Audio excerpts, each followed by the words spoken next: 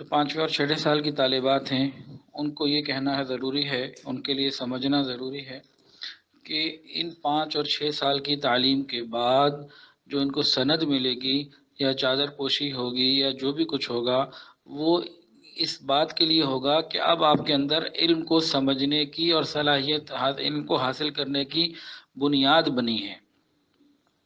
اب آپ کو اتنی چیزوں کی سمجھ آئی ہے تو اس سے اب آپ علم کو حاصل کر سکتی ہیں۔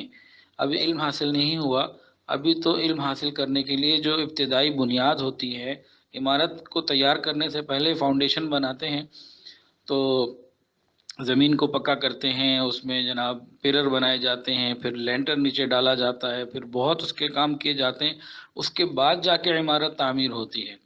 ابھی تو ایک بنیاد بنائی گئی ہے، جیسے کھیت میں پہلے کیا کرتے ہیں، پہلے بیج بویا جاتا ہے، اس بیج بونے سے پہلے زمین کو نرم کیا جاتا ہے، کچا کیا جاتا ہے، اس کی پوری ترتیب کی جاتی ہے، پھر بیج ڈالا جاتا ہے، اور ہر بیج برابر نہیں ہوتا۔ یہ ایک عجیب معاملہ ہے کہ ہر بیج برابر نہیں ہوتا۔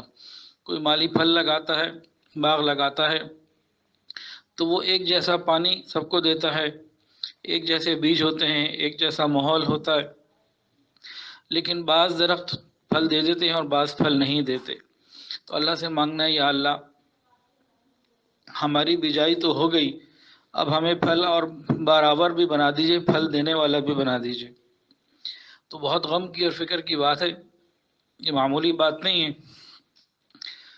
کہ 6 سال آپ لوگوں نے محنت کی اور 6 سال آپ لوگوں پہ محنت ہوئی، دونوں طرف کی باتیں ہیں نا، تو اس کے بعد اب پھل کس کا کیسا نکلے گا، یہ اب اپنا اپنا معاملہ ہوتا ہے، مقدر کی بات ہوتی ہے۔ سب سے پہلی بات تو یہ ہے کہ نیکی کسے کہتے ہیں۔ آپ لوگ یہ نہ سمجھیں کہ آپ نے بخاری شریف پڑھ لی تو آپ عالمہ بن گئے اور جناب کچھ آ گیا، کچھ نہیں آیا، ابھی تو بجائی ہوئی ہے۔ نیکی کی تعریف کیا ہے؟ نیکی کا نیکی ہونا، اس میں 2 چیزیں سمجھ لیں۔ پہلا تو یہ ہے کہ وہ اللہ کی رضا کے لیے ہو، اور دوسرا یہ ہے کہ حضور پاک صلی اللہ علیہ وسلم کے طریقے پر ہو۔ یہ 2 چیزیں اگر ہیں تو یہ نیکی نیکی ہے، ورنہ یہ نیکی نیکی نہیں ہے۔ توجہ، ایک آدمی حج پر گیا، عمرے پر گیا، سنت کے مطابق اس نے سارے اعمال کیے، لیکن نیت اس کی یہ تھی کہ لوگ مجھے حاجی کہیں، میری شہرت ہو، تو یہ نیکی نہیں رہی، کیونکہ پہلی شرط اس میں نہیں تھی۔ تو 2 شرائط ہیں نیکی کی، پہلی یہ ہے کہ اللہ کی رضا کے لیے ہو، اور دوسری کیا ہے؟ سنت کے مطابق ہو۔ کسی دن انسان کا بڑا دل لگا ہوا تھا، مغرب کا وقت آیا، بہت اللہ سے لگی ہوئی تھی، پھر مغرب کی بجائے 3 رکعت کے اس نے 6 رکعتیں پڑھ لیں، تو کیا ہوگا؟ لات مار دیں گے کہ نہیں بیکار ہے، نہیں چاہیے، کیے سجدے ہیں، نماز پڑھا قرآن ہے، لیکن سنت کے مطابق نہیں ہے۔ توجہ بھی بہت تھی، اخلاص بھی بہت تھا، اور بڑے شوق سے خشوع و خضوع سے پڑھی تھی، بجائے 3 کے 6 پڑھ لی تھی، اٹھا کے پھینک دیں گے کہ نہیں اس کی ضرورت نہیں ہے ہمیں۔ تو نیکی وہ نیکی ہوتی ہے جو اللہ کے حکم کے، جو اللہ کی رضا کے لیے ہو اور نبی کے طریقے پر ہو۔ اگر یہ نہیں تو پھر نیکی نیکی نہیں۔ اس سبق کو زندگی بھر یاد رکھنا ہے، ہم نے ہر کام اللہ کی رضا کے لیے کرنا ہے اور سنت کے مطابق کرنا ہے۔ یہ 2 چیزیں اگر ہماری ہو گئیں تو انشاءاللہ العزیز بیڑا پار ہو جائے گا۔ اگلی بات سمجھ لیجئے، برائی کسے کہتے ہیں، گناہ کسے کہتے ہیں، گناہ کی ڈیفینیشن کیا ہے؟ تو 3 بنیادی باتیں یاد فرما لیجئے۔ گناہ کہتے ہیں اللہ تعالیٰ کی نافرمانی کو،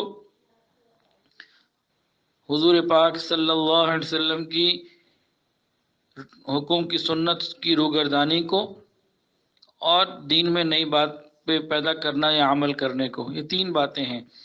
تو ہمیں گناہوں سے مکمل بچنا ہے، زندگی بھر بچنا ہے، اس کے لیے فکر مند رہنا ہے، اس کے ہم نے کبھی بھی اسے ہلکا نہیں اپنے آپ کو چھوڑنا، گناہوں سے اپنے آپ کو بچانا ہے۔ ایک مثال دے رہا ہوں، ایک آدمی ہے، کہیں جاب کرتا ہے، گھر میں بچے ہیں، بیوی ہے، ماں بیمار ہے اور مقروض بھی ہے، سارا مہینہ محنت کر کے پہلی تاریخ کو تنخواہ لینے کے لیے اپنے باس کے پاس جاتا ہے، تنخواہ بھی لے لیتا ہے، اب تنخواہ لے کر وہ گھر کی طرف اپنے جاتا ہے کہ میں نے وہ دودھ والے کے یہ پیسے دینے ہیں، یہ کرائے کے پیسے دینے ہیں، یہ دوائیاں لینی ہیں، یہ فلاں کرنا ہے، وہ اپنے جہاں کام کرتا ہے وہاں سے نکلا، اپنے گھر پہنچنے سے پہلے پہلے اس کو ڈاکو پڑ گئے اور اس سے سارا اس کی جو تنخواہ تھی وہ لے گئے۔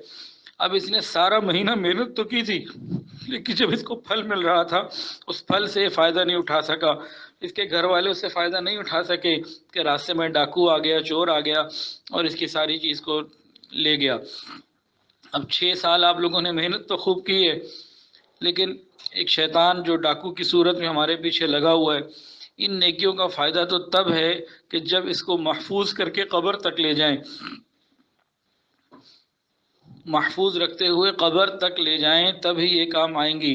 اگر دنیا میں تکبر کی وجہ سے، حسد کی وجہ سے، آپس کے اختلافات کی وجہ سے، آپس کی جو ہے نا وہ لڑائیوں کی وجہ سے یا عجب کی وجہ سے خراب ہو گیا معاملہ تو بس تباہی ہی تباہی ہے۔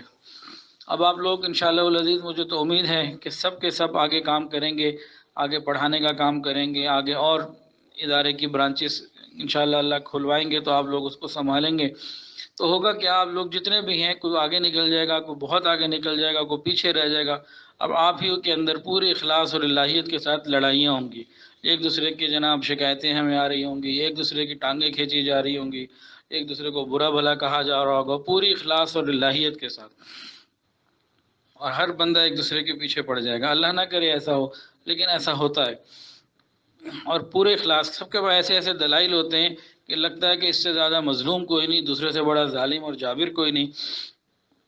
تو اس چیز سے اپنے آپ کو بچانا ہے، اللہ کے لیے کام کرنا ہے۔ جس سے اللہ نے جتنا کام لینا ہوگا اللہ اس کو اتنے وسائل دے دیں گے، اور جس سے کام نہیں لینا ہوگا اللہ تعالیٰ سے وہ وسائل اور حالات نہیں دیں گے۔ لیکن اگر اخلاص ہوگا دونوں میں، جس سے کام ہوا، جس سے کام کم ہوا، جس سے کچھ نہ ہوا، تو انشاءاللہ قیامت میں سارے اپنے بڑوں کے ساتھ اکٹھے ایک درجے پر ہوں گے انشاءاللہ۔